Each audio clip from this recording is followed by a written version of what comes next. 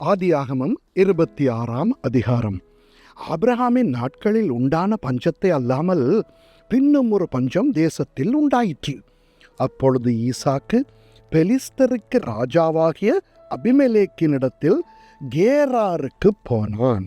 கர்த்தர் அவனுக்கு தரிசனமாகி, நீ எகிப்துக்கு போகாமல் நான் உனக்கு சொல்லும் தேசத்திலே குடியிரு, இந்த தேசத்திலே வாசம் பண்ணு, நான் உன்னோடே கூட இருந்து உன்னை ஆசீர்வதிப்பேன், நான் உனக்கும் உன் சந்ததிக்கும் இந்த தேசங்கள் யாவையும் தந்து உன் தகப்பனாகிய ஆபிரகாமுக்கு நான் இட்ட ஆணையை நிறைவேற்றுவேன்.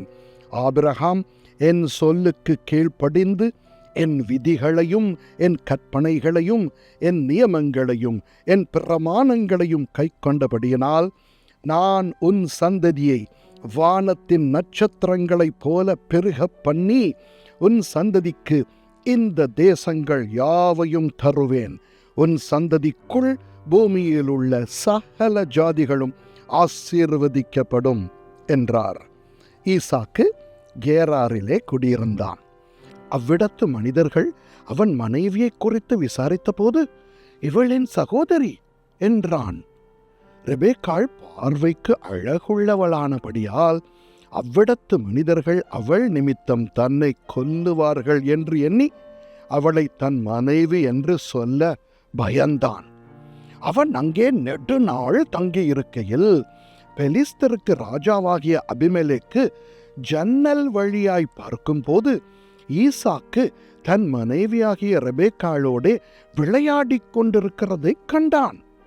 அபிமெலேக்கு ஈசாக்கை அழைத்து, அவள் உன் மனைவியாயிருக்கிறாளே, பின்னை ஏன் அவளை உன் சகோதரி என்று சொன்னாய் என்றான்.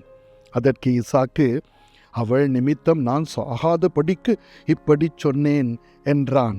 அதற்கு அபிமெலேக்கு, எங்களிடத்தில் ஏன் இப்படி செய்தாய்? ஜனங்களுக்குள் யாராகிலும் உன் மனைவியோடே சயனிக்கவும் எங்கள் மேல் பழி சுமரவும் நீ இடமுண்டாக்கினாயே என்றான்.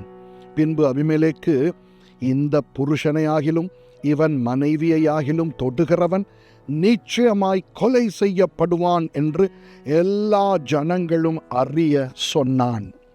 ஈசாக்கு அந்த தேசத்தில் விதை விதைத்தான்.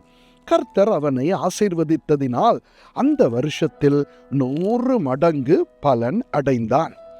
அவன் ஐசுவரியவானாகி வர வர விருத்தி அடைந்து மகா பெரியவனானான். அவனுக்கு ஆட்டு மந்தையும் மாட்டு மந்தையும் அநேக பணிவிடைக்காரரும் இருந்தபடியினாலே பெலிஸ்தர் அவன் பேரில் பொறாமை கொண்டு அவன் தகப்பனாகிய ஆபிரகாமின் நாட்களில் அவனுடைய வேலைக்காரர் வெட்டின துறவுகளை எல்லாம் தூர்த்து மண்ணினால் நிரப்பி போட்டார்கள். அபிமெலேக்கு ஈசாக்கை நோக்கி, நீ எங்களை விட்டு போய்விடு, எங்களை பார்க்கிலும் மிகவும் பலத்தவனானாய் என்றான்.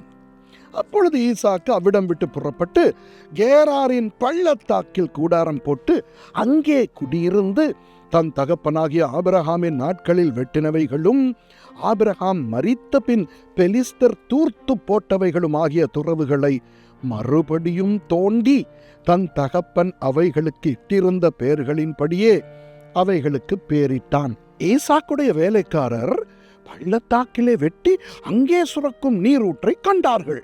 கேராரூர் மேய்ப்பர், இந்த தண்ணீர் தங்களுடையது என்று சொல்லி ஈசாக்குடைய மேய்ப்பருடனே வாக்குவாதம் பண்ணினார்கள்.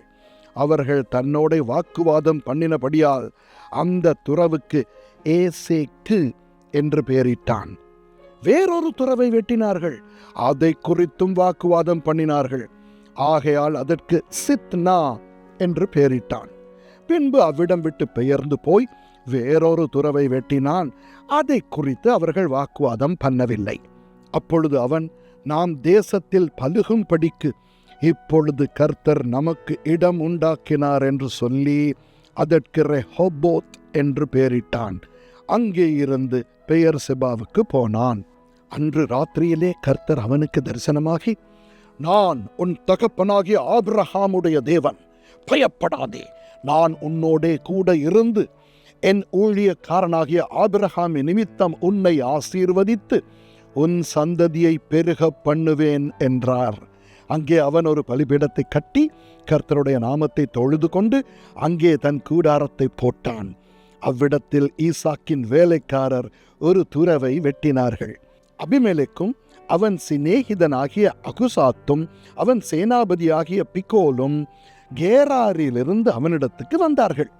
அப்பொழுது ஈசாக்கு அவர்களை நோக்கி, ஏன் என்னிடத்தில் வந்தீர்கள்? நீங்கள் என்னை பகைத்து என்னை உங்களிடத்தில் இராதபடிக்கு துரத்தி விட்டீர்களே என்றான். அதற்கு அவர்கள், நிச்சயமாய் கர்த்தர் உம்மோடே கூட இருக்கிறார் என்று கண்டோம். ஆகையால் எங்களுக்கும் உமக்கும் ஒரு ஆணை ஏற்பாடு உண்டாக வேண்டும் என்று நாங்கள் நிர்ணயம் பண்ணினோம். நாங்கள் உம்மை தொடாமல் நன்மையையே உமக்கு செய்து உம்மை சமாதானத்தோடே அனுப்பிவிட்டது போல நீரும் எங்களுக்கு தீங்கு செய்யாதபடிக்கு உம்மோடே உடன்படிக்கை பண்ணிக்கொள்ள வந்தோம். நீர் கர்த்தரால் ஆசீர்வதிக்கப்பட்டவராமே என்றார்கள். அவன் அவர்களுக்கு விருந்து பண்ணினான். அவர்கள் புசித்து குடித்தார்கள். அதிகாலையில் எழுந்து ஒருவருக்கொருவர் ஆணையிட்டு கொண்டார்கள். பின்பு ஈசாக்கு அவர்களை அனுப்பிவிட்டான். அவர்கள் அவனிடத்திலிருந்து சமாதானத்தோடே போய்விட்டார்கள். அந்நாளில் தானே ஈசாக்கின் வேலைக்காரர் வந்து தாங்கள் துறவு வெட்டின செய்தியை அவனுக்கு அறிவித்து, தண்ணீர் கண்டோம் என்றார்கள். அதற்கு சேபா என்று பெயரிட்டான். ஆகையால் அந்த ஊரின் பேர் இந்நாள் வரைக்கும் பெயர் சேபா என்னப்படுகிறது. ஏசா 40 வயதான போது ஏத்தியனான பேரியினுடைய குமாரத்தியாகிய யூதீத்தையும் ஏத்தியனான ஏலோனுடைய குமாரத்தியாகிய பஸ்மாத்தையும் விவாகம் பண்ணினான். அவர்கள் ஈசாக்குக்கும் ரெபேக்காளுக்கும் மனநோவாய் இருந்தார்கள். ஆமென்.